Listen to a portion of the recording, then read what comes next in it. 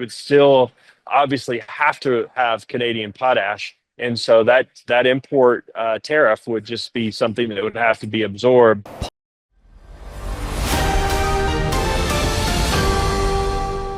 This morning in the Midwest, a corn farmer was recounting every bag of fertilizer as prices suddenly spiked 40% overnight. Imagine a farmer in Iowa, preparing for planting season. On August 1st, President Trump sets a 35% tariff on nearly all Canadian goods except USMCA.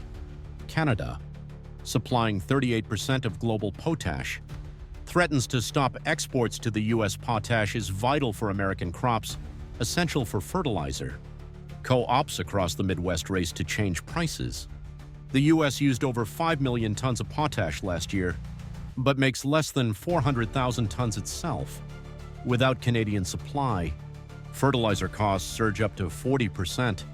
Farmers may shrink planting, cut costs, or take loans to cope. Lower yields risk mortgage or college plans. If Canada acts so, a mid-sized farm might pay $22,000 to $28,000 more for fertilizer each season. Wheat, corn, and soybean prices could rise 10 cents to 20 cents per pound. A typical family might spend $40 to $60 extra monthly on staples like bread, cereal, chicken, and eggs. An Ohio refinery manager reads that Canada has shipped its first LNG cargo to South Korea, a 40 billion Canadian dollars project, showing a major shift from U.S. trade. The almost finished Alberta Pacific Pipeline lets Canadian oil go directly to Japan, Korea, and India, fully bypassing U.S. routes. Midwest and East Coast refineries expect costs to rise. As Canadian supply drops, fuel prices start going up.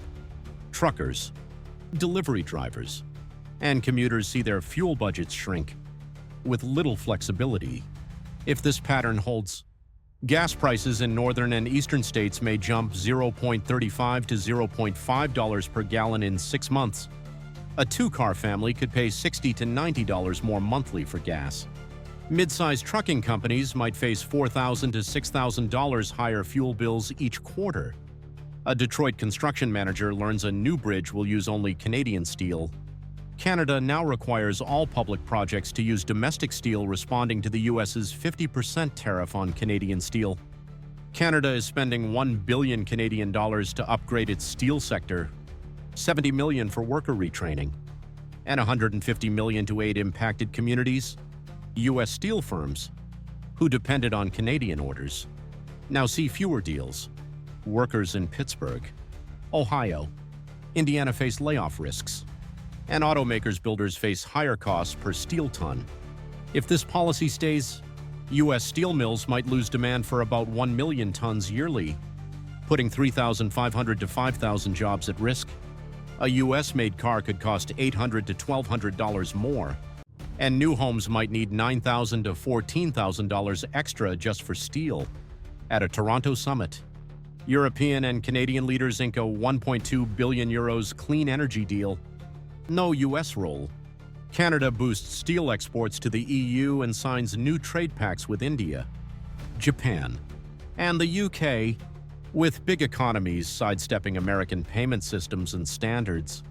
Canada emerges as a bridge linking Europe and Asia, unlocking markets once led by Washington. American exporters, who once dominated, now face new hurdles. Orders from Europe and Asia slow. Made in USA, products struggle to clear new standards or enter markets. Exporters, tech workers, and food producers are anxious about losing contracts and shrinking teams. If these trends continue, U.S. export sectors like agriculture, tech, and steel may lose $15 to $22 billion in sales yearly. That's 18,000 to 25,000 jobs at risk. And family incomes could drop by $2,000 to $3,000 each year as deals disappear. The other problem is that the United States is starting to export less agricultural commodities, and that is a lot in part due to Mr. Trump's trade policies. You spend months nurturing your crops, only to wake up one morning and realize your entire harvest suddenly has nowhere to go. Sounds ridiculous. But that's exactly what's happening across the American Midwest. As China unexpectedly cancels billions of dollars worth of American soybean orders, setting off a domino effect that threatens U.S. agriculture in the middle of a shifting global trade landscape. There were harvest seasons when Iowa and Illinois soybeans sailed confidently to China, sustaining farm families and small Midwest towns. But this week, everything changed. China abruptly canceled contracts for 2.4 million tons of U.S. soybeans. A $1.1 billion blow. Soybean prices plunged 8.2% overnight. Storage bins are now 13% fuller. With no buyers, I've never seen my harvest just sit here with no idea what comes next, says a 53-year-old Iowa farmer. The region faces $470 million in lost revenue, impacting not just big farms, but also groceries, tuition, and savings for thousands of families.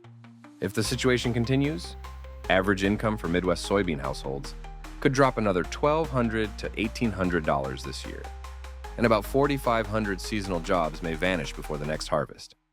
The question lingers: who will buy the beans that have fed this land for generations? Not long ago, American soybeans were China's top choice, with Midwest shipments part of rural life. Now, after over $11 billion in Chinese-backed investment in Brazil's ports and railways, Brazil has taken over. Chinese buyers now pay $14 to $22 more per ton for reliable, long-term supply from Brazil, which provides 70% of China's soybean imports. For many American farmers, this shift isn't just about lost income, it's about being pushed aside in a changing world. This year, U.S. soybean exports to China may drop by up to 10 million tons, about 20%, forcing over 6,000 family farms to cut production or risk bankruptcy. Soybeans were once the ticket to a secure future. Now they are a question mark hanging over tomorrow. Is America still an agricultural powerhouse, or quietly becoming an outsider at the world's export table? It's not just soybeans under pressure corn. America's golden crop is feeling it too. U.S. corn exports to China have plunged 79% year on year. China also released 1 million more tons from its reserves to cut reliance on U.S. suppliers. For many Midwest farmers, once hopeful fields now bring worry. As corn prices drop and incomes shrink, tough decisions loom about next year's planning and keeping the family farm going. If this trend continues, U.S. corn prices may drop another 10 to 12% in the next 3 months, slashing profits for middle-aged farmers by $900 to $1,500 per household this year.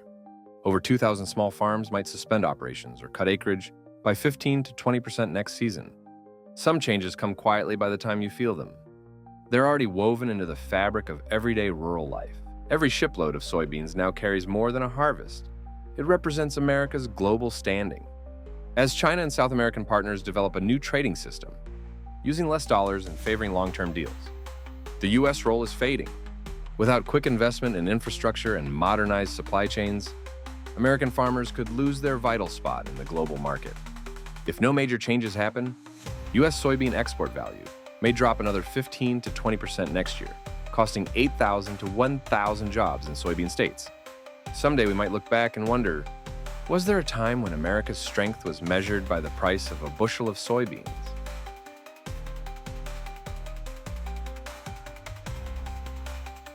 We're selling it for like 40% more just because it's cost so much to get, right? And there's less in stock because people aren't buying this. Imagine you're running a small auto body shop. Overnight, steel costs shoot up 6 to 9%. Parts orders stall, and workers are sent home early. Sounds absurd, right? But that's exactly what's happening in Detroit, where Canada's silent strike on procurement rules is rippling through U.S. automotive supply chains. A Michigan small business owner opens his shop, only to find this week's steel delivery is delayed again. He's heard friends in nearby towns having similar trouble. Why are steel shelves suddenly empty? And why do prices keep rising? Recently, the U.S. placed a 50% tariff on imported steel and aluminum from Canada. Using Section 232, Canada chose not to fight back with tariffs, but instead quietly changed government buying rules and increased environmental requirements, making it harder for U.S. buyers to get Canadian steel. This has left truckers, warehouse workers, and steel plant crews in cities like Detroit with less to do. Some are called in for fewer shifts. Others watch overtime hours disappear as prices inch upward. Families start to worry if everyday costs will soon follow. For those who rely on steady pay, This uncertainty makes planning for monthly bills more challenging, and conversations at dinner tables start to shift toward cost cutting. If this pattern stays over the next 2 months, an estimated 1,500 steelworkers and drivers in the Midwest may face reduced hours or temporary layoffs as factories scramble for supplies. Even small changes in work schedules can quickly add up, putting extra pressure on households and local businesses that depend on these industries to keep moving. Chaos. The summer brings an uneasy quiet to assembly plants, where once machines ran day and night. Now some lines sit idle waiting for steel shipments that do not arrive on schedule. Ford reports a jump of $2.5 billion in added costs just since the start of the year, driven by shortages and delays. Steel and aluminum prices have risen between 6 and 9% in the last few weeks, eating into company profits and slowing production across Michigan. Factory managers are forced to cut back shifts, while some suppliers consider temporary closures to wait out the shortage. For households depending on those jobs, a single missed paycheck can mean tough choices about groceries, medical bills, or summer repairs. If shortages continue for another month, buyers could see the sticker price for new vehicles go up by as much as $400 before fall. The North. Canada is investing $1 billion Canadian dollars to upgrade its steel industry, focusing on electric arc furnaces and stricter environmental standards. The plan is to make steel cleaner and more attractive for markets like the EU. This push for green steel means Canadian exports could soon find new customers abroad, while U.S. producers may face more competition, especially as electric vehicle makers and large infrastructure projects demand lower carbon footprints. For now, U.S. buyers needing green certified steel may have fewer choices and higher costs. In the next 2 months, the price of certified green steel for U.S. construction or auto projects could climb by $45 per ton, adding pressure to project budgets and renovation plans.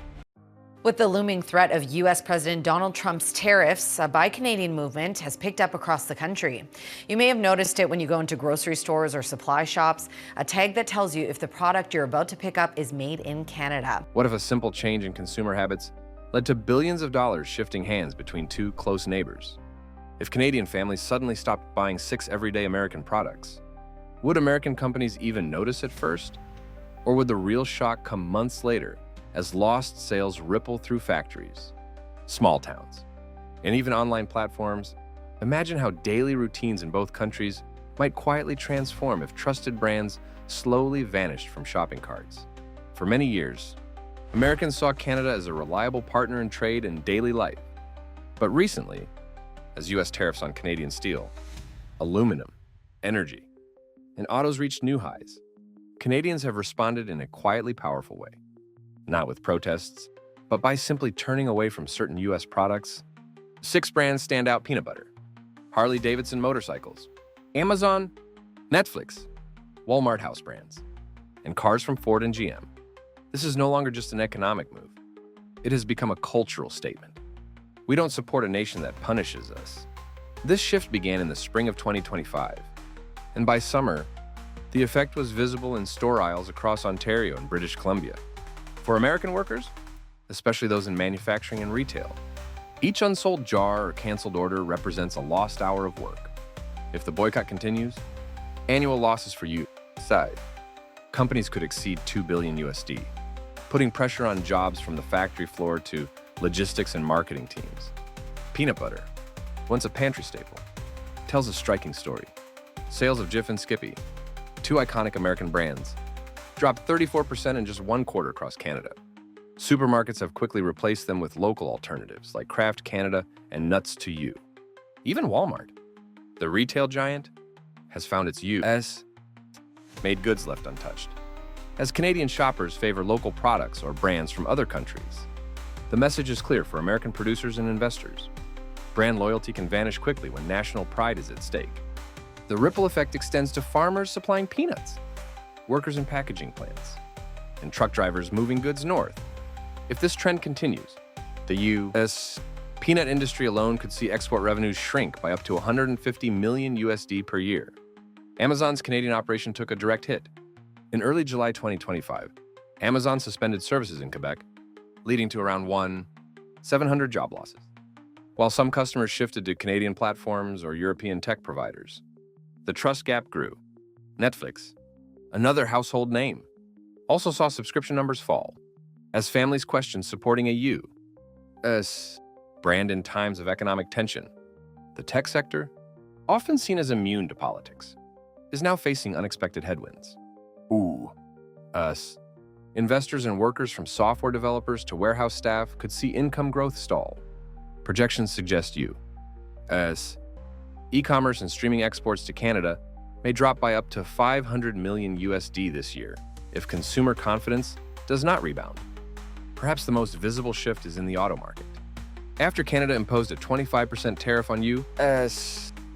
made cars in response to the Trump administration's moves, showroom traffic for Ford and GM sharply declined. Online searches for these brands in Canada plummeted, while orders were canceled and lots stood empty. Canadian drivers quickly switched to Korean and Japanese models like Hyundai, Toyota, and Honda.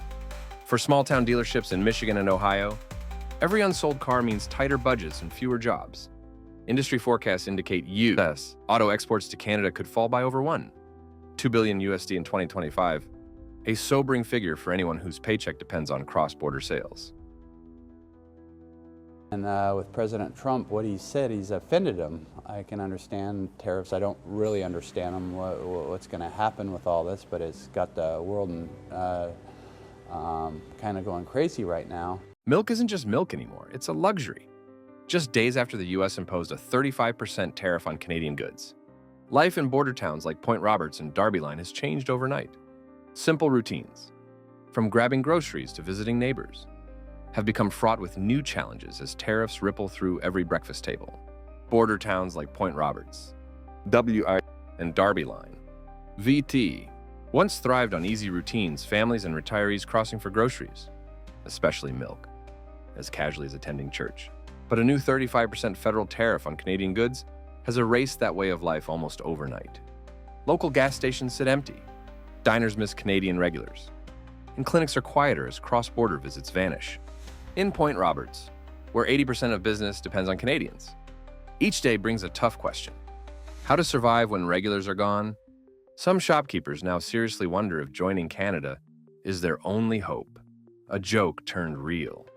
Milk, once a simple staple, now stands as a symbol. Its price may soon jump $1.5 to $2 a gallon, turning a quick grocery run into a budgeting challenge. For these towns, trade policy now hits home right down to breakfast. There's a certain pride in working at Niagara Falls, New York, a place that once welcomed the world. For many middle-aged locals running restaurants or small hotels, tourism was more than a paycheck. It was a calling. Now, with Canadian flights down nearly 75%, empty dining rooms and silent hotel lobbies are common. Hotels, spas, and casinos have lost tens of millions. Some who managed front desks or kitchens now clean rooms, scraping by on less than the $1,200 average rent. For many couples, dinner talk isn't about dreams but how to pay next month's bills. As visitors vanish, so do jobs. By summer's end, over 800 full-time hospitality jobs could disappear, meaning fewer families can feel secure at home. When guests leave, a piece of the town's spirit goes with them. Insults to Mary, Michigan, border traffic is down 44%. For middle-aged families and retirees, the impact is clear. It shows up in higher prices at hardware stores. Lumber, once brought over regularly, is now rarer and pricier than ever. Local shops and restaurants have lost tens of millions. In Blaine, Washington, retail sales have dropped 30% in 3 weeks, wiping $25 million from the economy. As budgets tighten, schools and farmers markets cut back, and senior services fight to stay open, families start to wonder if it's time to leave. It's more than just lumber. When those prices rise, repairs, decks, and roofs all cost more, without change. The average household could pay $400 extra each month for groceries and supplies, a hit hard to handle for any family, especially those on fixed incomes. A question of trust and belonging. In places like Darby Line and Point Roberts, the border crisis is more than lost business. It's losing a sense of home. Neighbors who once celebrated together and shared meals are now separated, with border crossings from Canada down 23% from last year, leaving a deep ache. For many middle-aged locals, it's not just fewer customers or a quieter Main Street. It's about identity and belonging in a place that felt like ours. Distant federal decisions are eroding routines that once felt solid. If this continues, over 2,000 families may leave towns they helped build, giving up not just homes, but a whole way of life. The question remains, when community ties fray, what does it mean to be at home? With them, and we're going to be doing very severe tariffs if we don't have a deal in 50 days. Tariffs at about 100%. You'd call them secondary tariffs. You know what that means. Ultimatum, concessions, and a brewing crisis? You turn on the TV and hear that the U.S. is preparing to impose a 100% tariff not just on Russia, but on any country still trading with Russia. Then you learn that Washington quietly allowed NVIDIA to resume AI chip shipments to China. Meanwhile, Japanese bonds are plunging, and Toyota prices are expected to rise. Is America now caught between three major pressures, and is each move carrying its own price? President Trump has given Russia a 50-day deadline to reach a peace deal with Ukraine. If that doesn't happen, he says the U.S. will apply a 100% tariff not just on Russian goods, but also on goods from countries that continue to trade with Russia, what are known as secondary tariffs. In addition, Congress is advancing a bipartisan bill that would slap a 500% tax on any service linked to Russia. For everyday Americans, this could stir up real changes in energy and industrial prices. If countries like India or China keep buying Russian oil or gas, and the U.S. starts taxing their exports in response, that could make everything from gasoline to electricity to construction materials more expensive. A 5 to 10% price hike may not sound huge at first, but it could add $10 to $20 to your power bill, or bump up prices on steel-based products you use every day like appliances, tools, or building materials. After months of tight export restrictions, the U.S. has quietly approved NVIDIA to apply for licenses to ship its H20 AI chips to China again. For many in the tech world, this signals that Washington may be reconsidering its stance, partly due to pressure from industry leaders, and partly because China's economic numbers are still strong. In the second quarter, China's GDP grew by 5.2%, and industrial production rose 6.8%. Proving that its tech and manufacturing sectors remain robust. This move could benefit American consumers if NVIDIA ramps up chip production for both U.S. and Chinese markets. Unit costs could drop.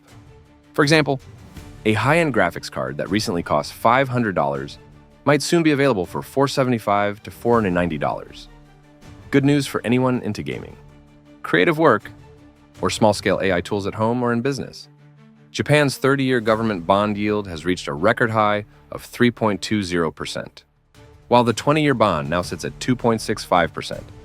These jumps are signs that Japan's internal financial system is under pressure. At the same time, President Trump plans to impose a 25% tariff on Japanese-made vehicles starting in August, posing a direct threat to major car makers like Toyota, Honda, and Nissan. If you're thinking about buying a new Toyota, brace yourself. That price could climb by $1,000 to $2,000, depending on the model. But that's not all. Many U.S. financial institutions hold Japanese bonds as part of their international portfolios. As bond yields fall and risks rise, lenders may increase borrowing costs, raise insurance premiums, or tighten lending terms.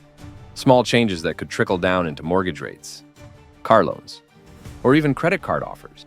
In short, while these international issues might seem far away, they could soon show up in very real ways in your energy bill, your next tech upgrade, or your next trip to the car dealership. Well, one gets up in the morning and you get up with fear because many of us can leave our house and we probably won't come back. Changing course for the American food supply. Your local supermarket's bread shelf is suddenly stacked with loaves from Canada and cans of corn stamped product of Brazil. Sounds strange, but that's exactly what's happening across America's heartland. As U.S. farms slow down and shoppers face higher prices and fewer choices. Peon. Empty fields in Nebraska.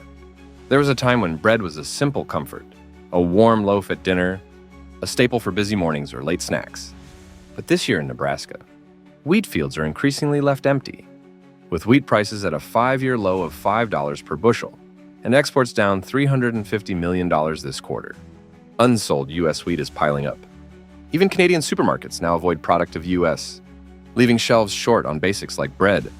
For middle-aged families and retirees, each grocery trip brings new worries. Fewer choices, less freshness, and the uneasy sense that bread is slipping out of reach. As more land lies unused, supplies shrink. The facts are stark. Bread and bakery prices are set to rise 15%, adding $30 a month for families trying to keep their kitchens stocked. Even familiar foods can become precious. One policy change can be felt in every slice. Not long ago, California's fields fed millions with fresh greens. Now, a different scene.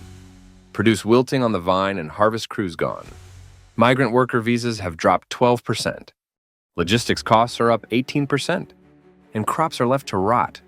Texas floods and disaster response budget cuts make things worse.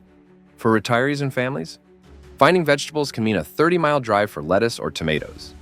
Each mile and dollar adds to the frustration. Soon, local produce prices may jump 20%, raising a typical family's weekly grocery bill by $25. That crisp salad now costs more and feels bittersweet, knowing how much is wasted. When American farms slow down, shockwaves ripple through the food chain. Processing plants and storage sites from Idaho